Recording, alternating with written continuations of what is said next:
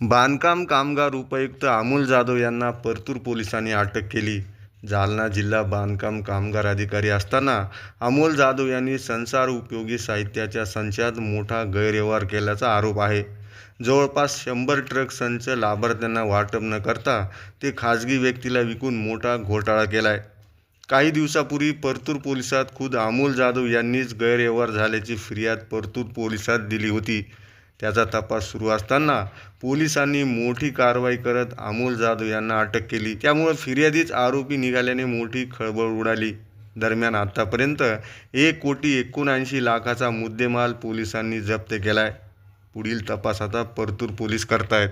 सूर्य 20 मराठी, जालना. सर, मला सांगा की बांधकाम कामगार साहित्यामध्ये मोठ्या घोटाळ्या प्रकरणी जे कामगार अधिकारी आहेत त्यांना तुम्ही अटक केली. काय नेमक्या स्वरूपाचा गुन्हा दाखल होता आणि काय कारवाई पोलिसांनी कुठून केली?